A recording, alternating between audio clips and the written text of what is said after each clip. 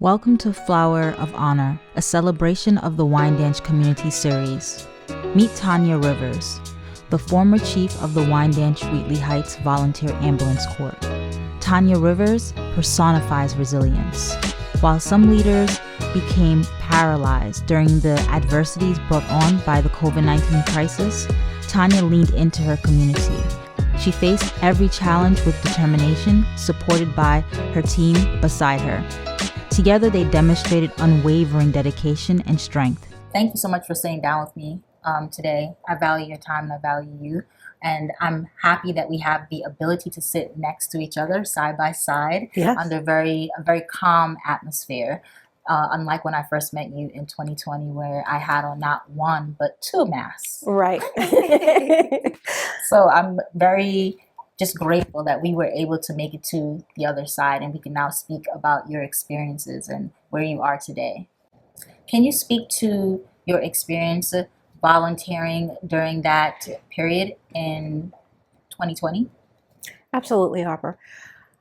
During that period in 2020, it was a period of when I first became the chief of operations. That means that I'm no longer reporting up to a chief. I have others reporting up to me. So the responsibility was squarely landed on my shoulders. For the first time, as that chief of operations, I was also hit with COVID. That pandemic is what defines my chiefdom. Oh boy. It was a time of uncertainty because it was a period of we didn't know exactly what we were doing.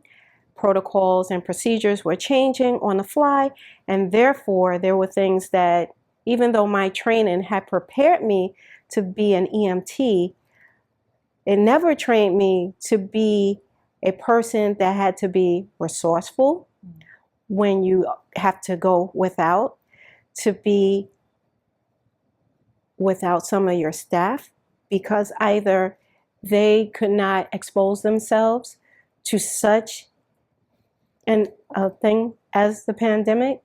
So therefore, it was a defining moment for me. And in that defining moment, I thought that I was not going to make it. As you know, this is a volunteer position. I still had my work position to contend with, and that itself brought along the challenges that the pandemic had rolled out for us. So we moved from an on-site workforce to a remote workforce. That was a huge undertaking. And in that undertaking, we were able to facilitate people working from home. But that also took a lot of time to do and to split myself between my family, the job, and the organization, which is known as Wyandanch-Wheatley Heights Ambulance Corps. It was definitely a lot to deal with as again, incoming chief of operations. Yeah. Reflecting on the 4-year anniversary of COVID-19, how have you coped personally and professionally with the stresses and traumas experienced during your tenure as chief?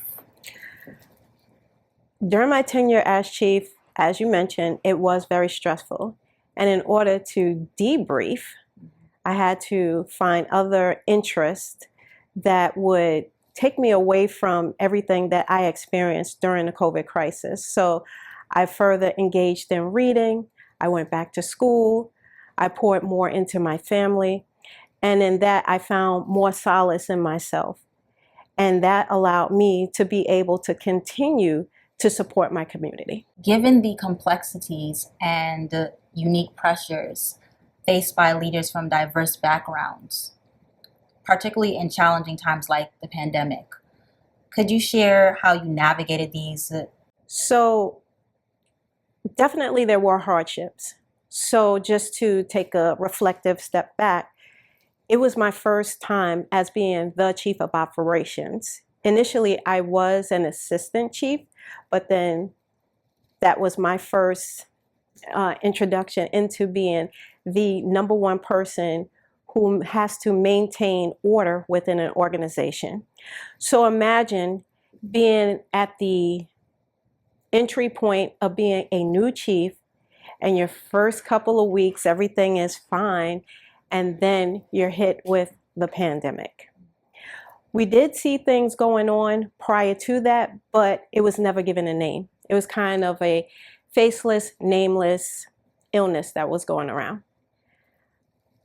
The way that I dealt with it is to rely on the other chiefs within the town of Babylon, my organization, our ex-chiefs, and that's the thing that had got me through a lot of what we had to endure during that time frame.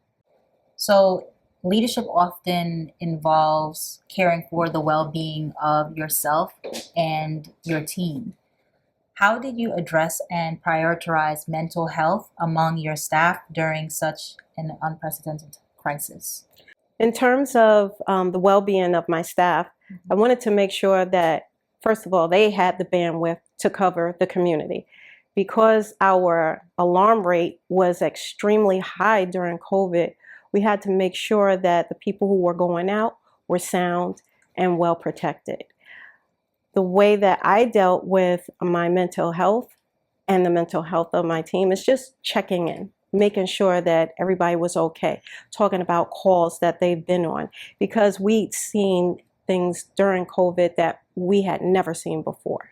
So it was important for me to make sure that those individuals that were able to respond had what they needed in order to thrive.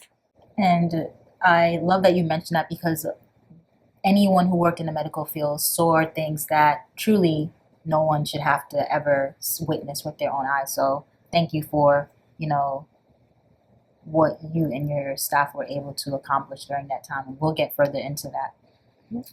How do you believe your identity, being a Black and then woman, played into your leadership roles? Oftentimes, I've watched interviews where women in leadership roles speak about receiving either a lack of acknowledgement for their efforts, or they speak about microaggressions and things of that nature.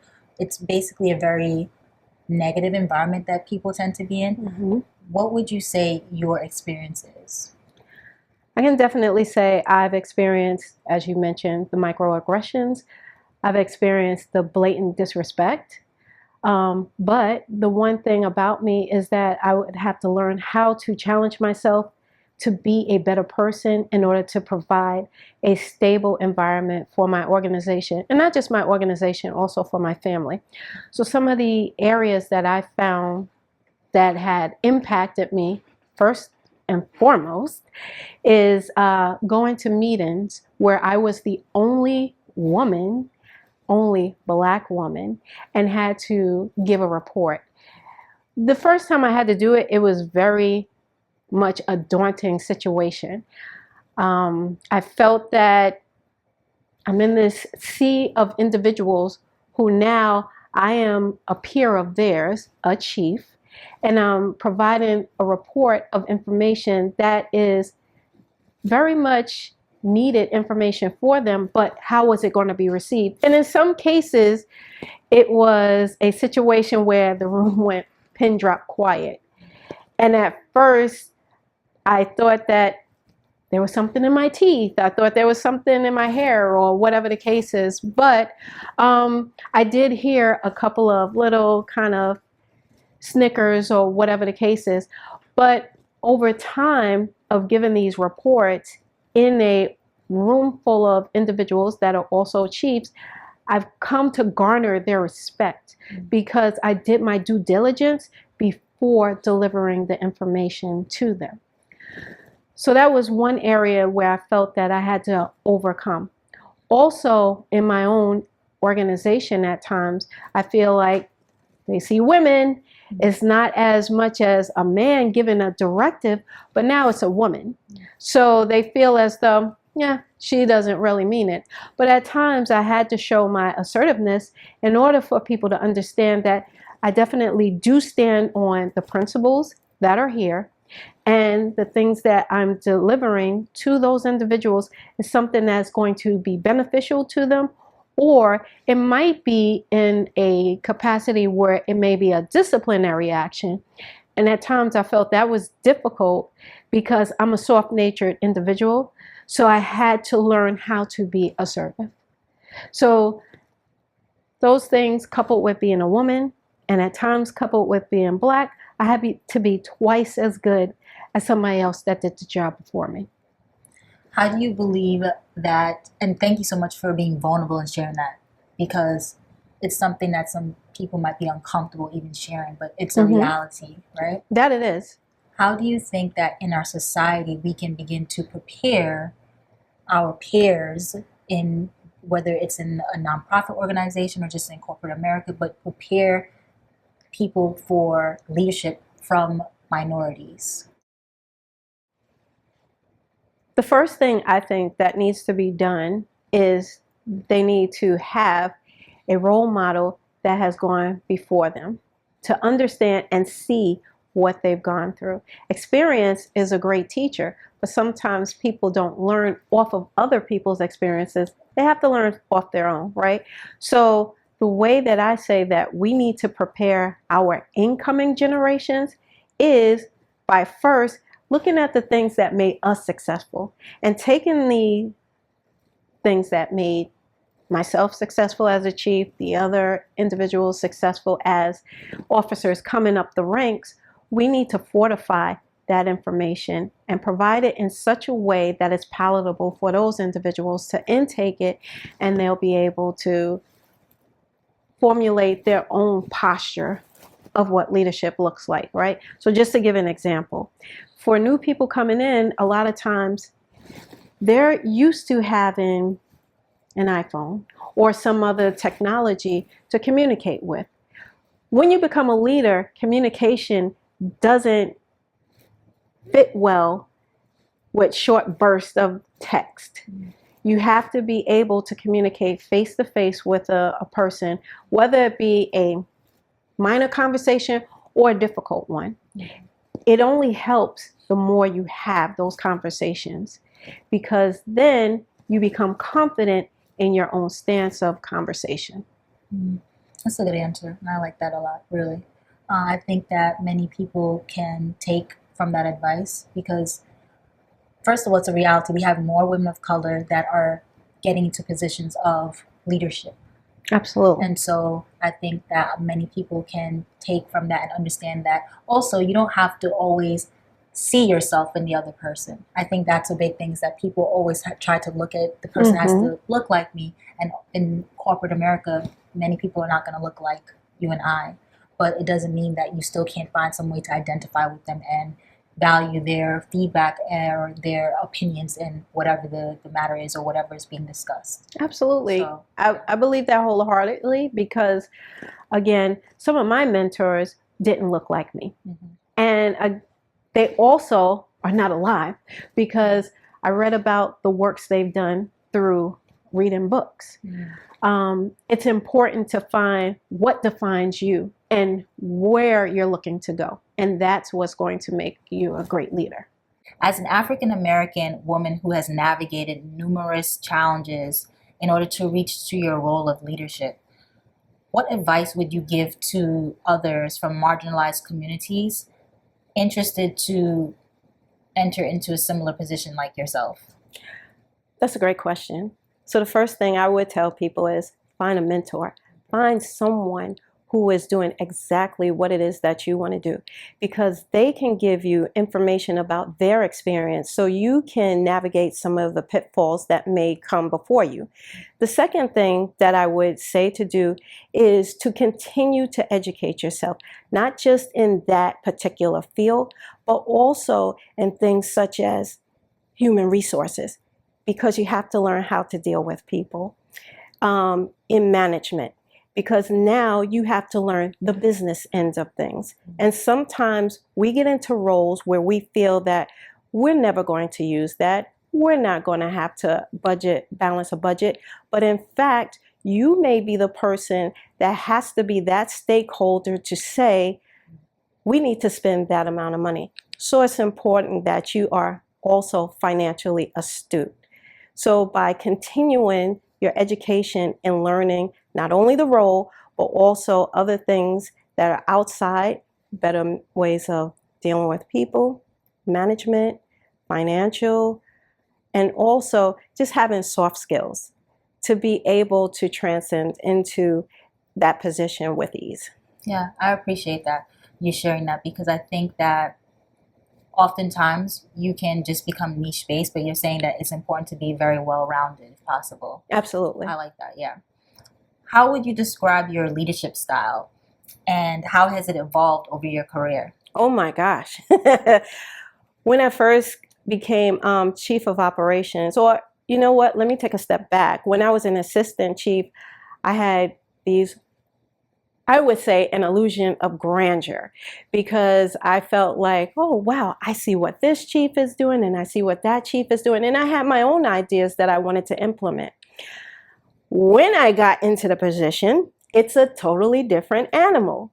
So one thing I've learned is you have to be able to pivot when things are not going exactly as planned.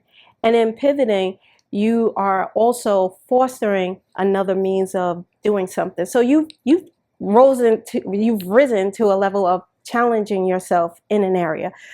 The way that I noticed I change is, one of the things I would always say is, these are volunteers.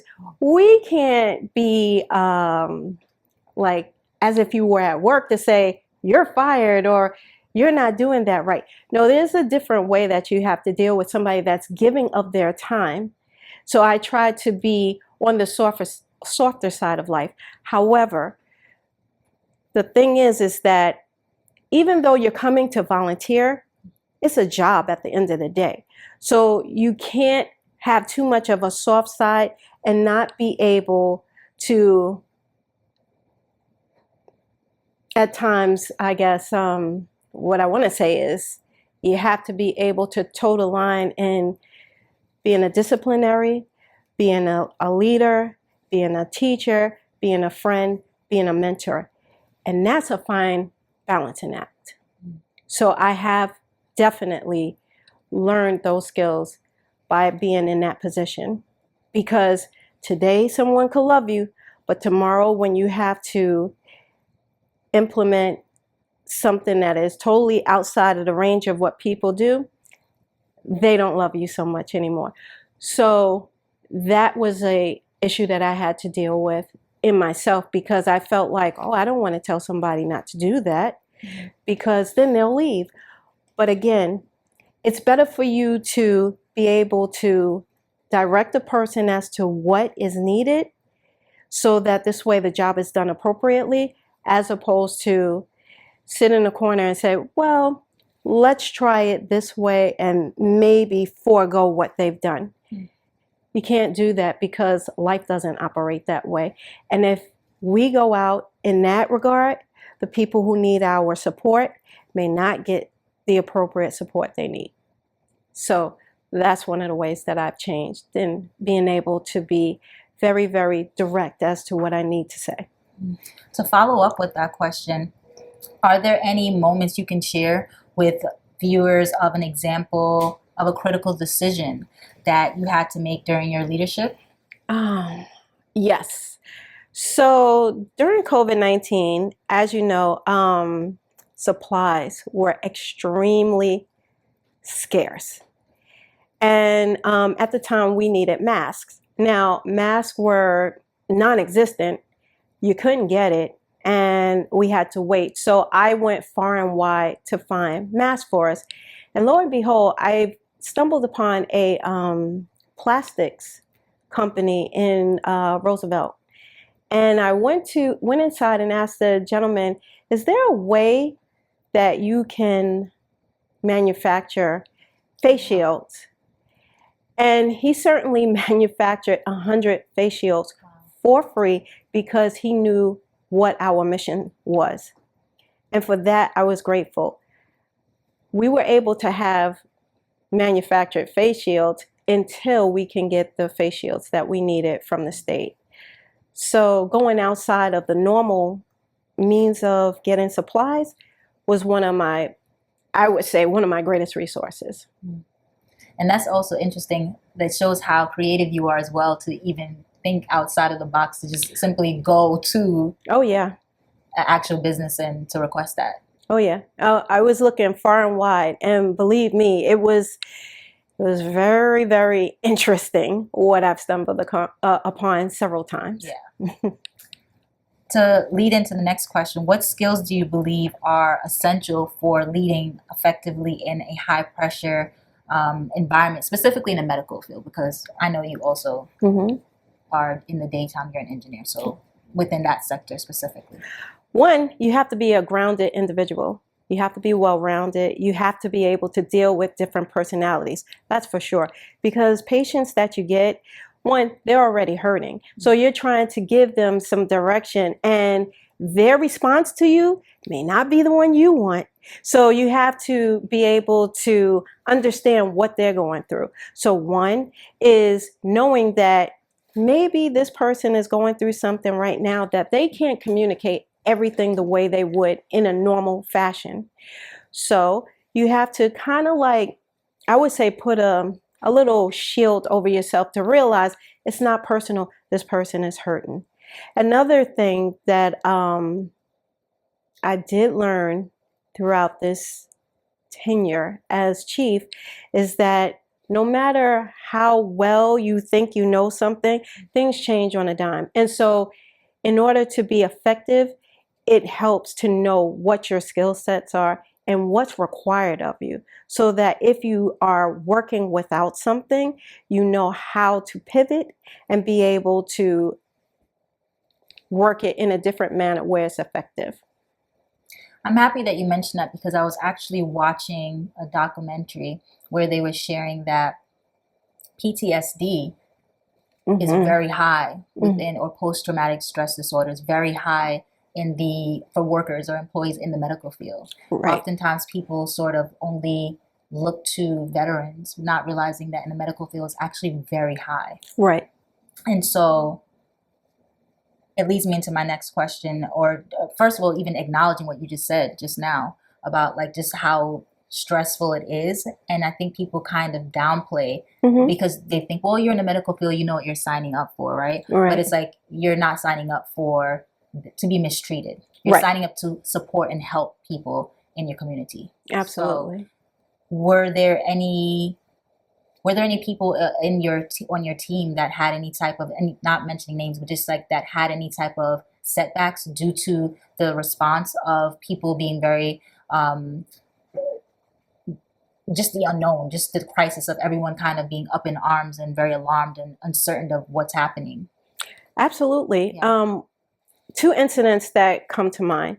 During the time of COVID, we had a baby that had expired, and the team had to be debriefed at that time, because it is very much a high anxiety event when you have a young person that perishes.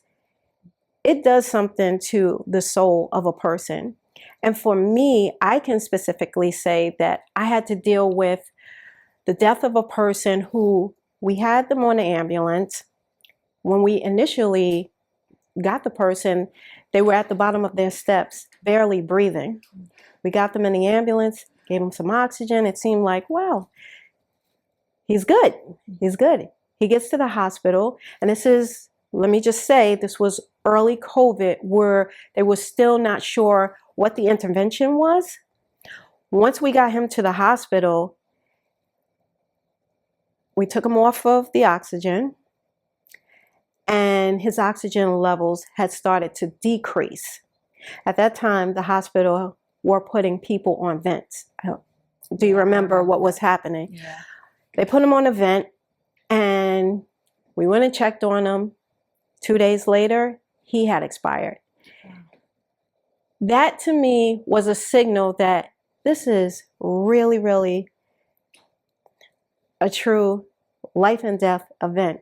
Because prior to that, we were not seeing it, and we kept saying, no, it's not really happening. But in fact, it was. And then immediately after that, our numbers seemed to have creeped up very quickly. And therefore, we were seeing even more people that were in situations where you didn't know if they were going to make it or not. So PTSD is a real thing, and it's definitely something that people should seek help for. Yeah. Especially in our arena. As much as we want to feel like we have a Herculean attitude towards it because we have our own way of dealing with it, it's a cumulative thing that happens to us. The more you see things and you kind of push it away, you don't realize that you're not really pushing it away. It eventually will bubble to the top at some point. Yeah. And I'm happy you mentioned that. That way people can understand there's no sort of embarrassment or shame, because that's also something that the documentary mentions, that, you know, people for many different reasons shy away from receiving help due to it, whether it's stigmas, but also you can be put on a list at your position, at your job, if something that they may think it's unsafe for you to work, if they find out that you might be unstable or whatever the case is, there's all types of repercussions. Mm-hmm. And so some people might be in fear of losing their job if they speak out. So that's why I asked that question, and I love your answer. It is a real issue, and people really need to get help in order to avoid, any mishaps that can happen from that. Absolutely. So to go into another direction, I'd like you to share what have been some of the most significant barriers in your career and how have you overcome them? And this is just in general because, again, you are the ex-chief of the Wyandanch-Wheatley Ambulance Corp, but also you're an engineer. And so I think that you have such a very long resume, and I'd like to know more about that. Are we referring during COVID?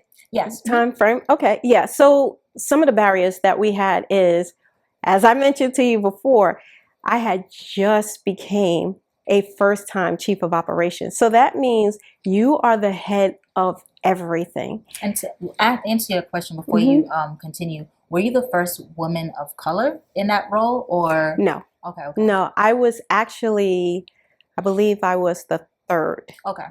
In line, yes. But again, like I said, being a first-time chief of operations, you have those under you that are reporting to you, and you have the pandemic, and you have that now you're working remotely, and the fact that my job has made sure that we were getting into the city to continue to work, yet I still was responsible for what was going on out here. So one of the barriers that I had endured was the fact that, how am I going to do both of these things? Even though I know my job well, I kind of know this role, but I'm still timid in some areas to make certain decisions. How am I going to do that? So some of the barriers that I met was, one, time commitments. Because now with work, we were transitioning people from an on-site job place to remote working. That was a big project. It took a lot of time for us to do that, to get people configured to work at home, and then to come back home and to now have meetings as to where we are with the status of COVID, to now relaying that to my team, my staff, the members, the board. So it was a lot of things that I had to then turn around and be able to communicate that clearly to people while things were constantly changing. So that was one of the biggest barriers that I had to endure in being a chief at that time. In moments of doubt or significant challenge, are there any particular philosophies or mantras that you turn to remain motivated? Oh my God, I'm glad you asked that question. Yes, there are several. There are several. I had to start watching YouTube videos that were just affirmations.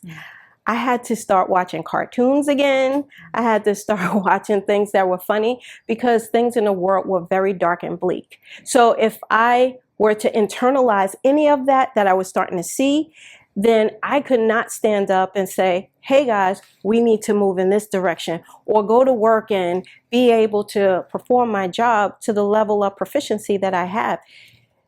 I had to take into myself things that would make me feel that, hey, this is okay, and we're going to get through this. So some of the people that I looked to was, let's say, Maya Angelou, phenomenal woman. That was me. And I kept saying it over and over again because I felt that at that time I was phenomenal because I had to deal with so much that other people had not had to deal with. And again, I'll go back to, we've had crisis in the past, but never to that extent, and never to the point of, is this ever going to end? Because we didn't know when it was going to end. So yeah, it was difficult. So I did have to do things that would make me feel that, hey, you're whole, it's okay, we're going through something, keep going. And that's something I would tell people, even if it's a bad time, keep going. Keep going. I love that. And I actually look to Maya Angelou as well. I love phenomenal women. Like, I'm always extra excited after, and I feel like no one can tell me anything. Absolutely. Who are some role models or mentors aside from Maya Angelou? But is there anyone in your personal life that you look to? You mentioned some mentors that you had through previous leaderships on the Ambulance Corps, that like ex-chiefs. But is there anyone that you can mention? Absolutely. That have influenced your career and leadership philosophy? Yes. One is my dad. He's no longer with us, but I remember as a child, every day when we got out of the car, he kept going, remember, always reach for the brass ring. Huh? What does that mean? And as a kid, you didn't know what it meant. But as I got older and wanted to know more of exactly what is the brass ring, it dawned on me that, hey, excellence. Excellence, always strive for excellence. Even in the times of doubt, when people feel as though you can't move forward or you don't know what you're doing, it's okay. And it's okay not to know what you're doing. It's okay to make mistakes. Keep going and reach for the brass ring. The way that you do that is by getting mentors, right? Yeah. So I got mentors in the Ambulance Corps. One of my mentors was an ex-chief. She was a female. And at times I would go to her and ask, how did you get through this? How did you do this? Because it seemed like I'm in a boys' club, because primarily all the surrounding chiefs were men. So that's one person I relied on. My grandparents, my grandmothers specifically, both of them, very strong women. They're still with us. They're still doing things today. So I am one of them, and I feel like I have that strength inside of me. Another mentor, my mom. My mom was a person who was very, very creative. She's very, very creative. So she finds ways to do things out of no way. So I take from that wisdom and try to internalize it to say, when things are getting a little kind of downtrodden, shall we say, I try to look to those individuals to say, well, what would they do in this situation? Like some people will wear the, what would Jesus do? Yeah. I go, what would my grandmother do in this situation? Because that's a real person I can tap upon to say, how would you handle this situation? And then some people, believe it or not, some people that I look up to, believe it or not,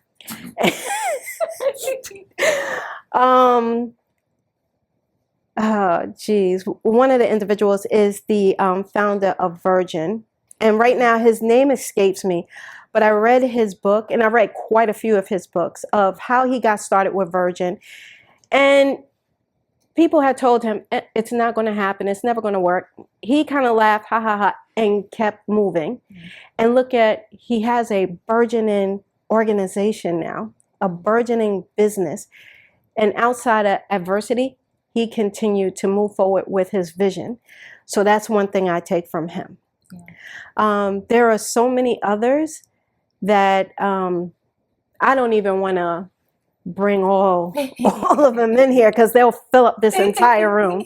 So, but nonetheless, I continue to find mentors. No matter how good I think I am at something, there's always something I don't know. I love that. And I like that you're also looking at leadership outside of the field, so outside of the medical field, right? And even your own arena as an engineer. So you're just looking to people that simply can encourage and influence just about anyone. Right. I love that. What are the most important lessons you've learned about leadership that you would pass on to the next generation? Oh, that's a great question. Leadership requires patience. Leadership requires tact. It requires for you to be a strong individual in times where you don't see any way out of a situation. And it's okay to be vulnerable as well.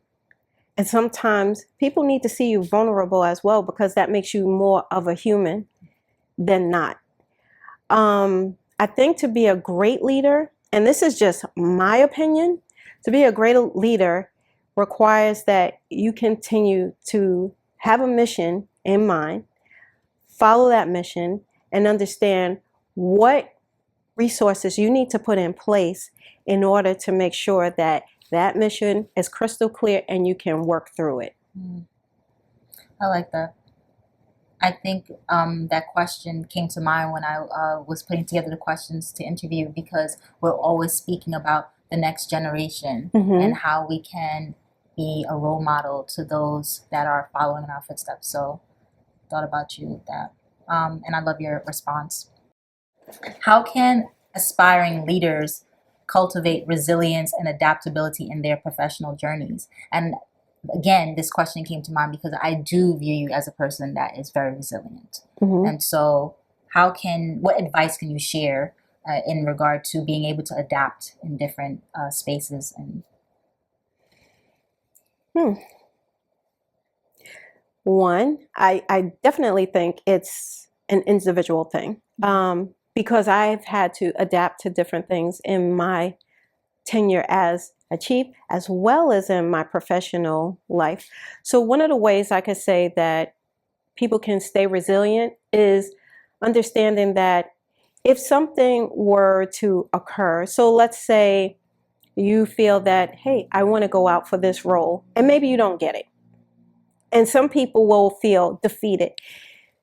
You shouldn't, initially, yes, you can take on that feeling of a gut punch, so to speak. But then the thing is to learn exactly what happened and why you didn't get that.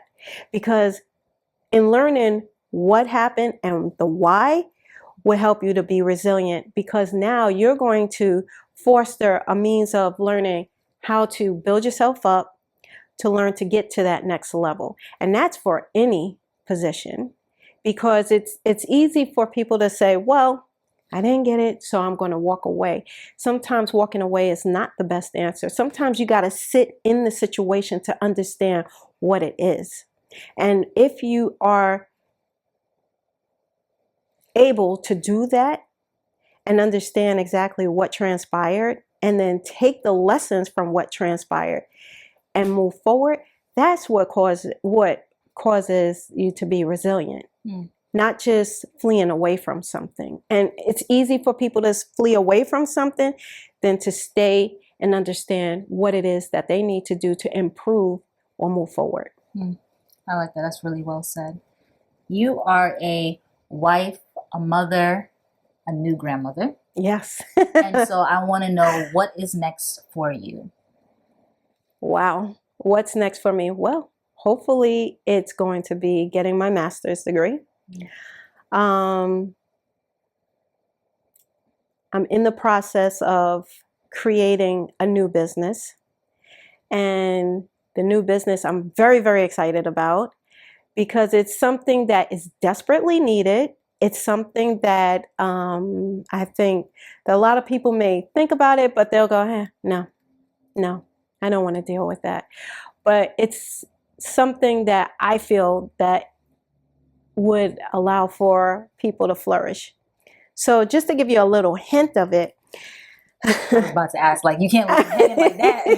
Just to give you a little hint of it. So it's working with the kids. So not only was I an ex-chief, but I'm also an explorer advisor. So in being an explorer advisor, you get to see kids from the age of 14 to 20. And then seeing these kids from 14 to 20, some people would go, oh no, that's hormone city right there. But the thing is that in that age range, there's not a lot of things for kids to do, right?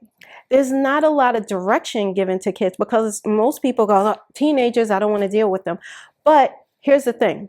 One is they don't know what they want to do either. But if you can show them different things, such as, let's say, most of these kids around here, they have not left from Long Island.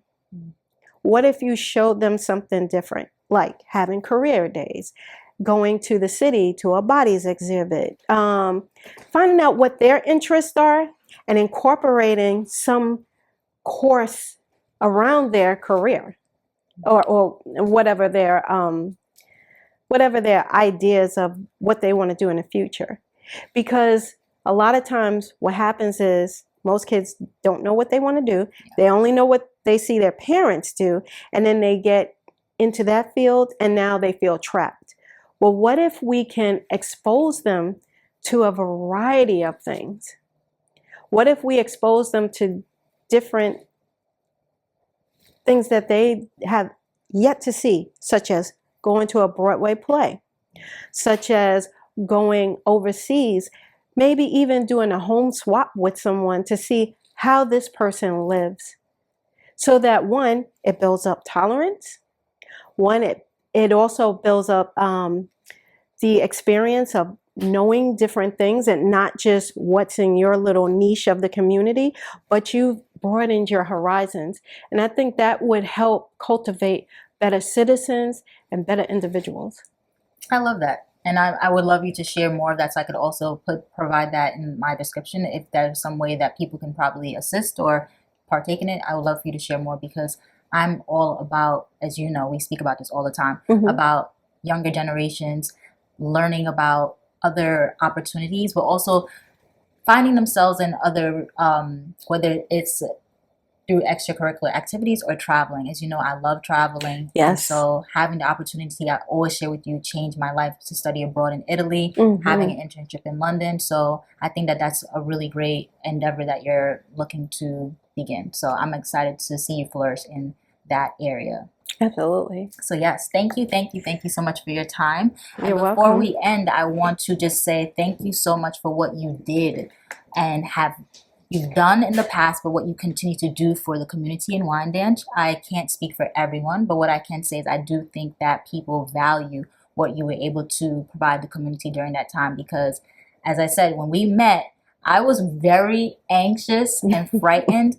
But one of the things that really inspired me when I met you to really continue with this project and to relax a little bit was like meeting people like yourself and your team and the hardships that you all were enduring, but still you guys continued with so much grace. And it really inspired me, truly, because I was so frightened during that time. And so I said, you know what, if they can do this, I can continue this project, which is so minor.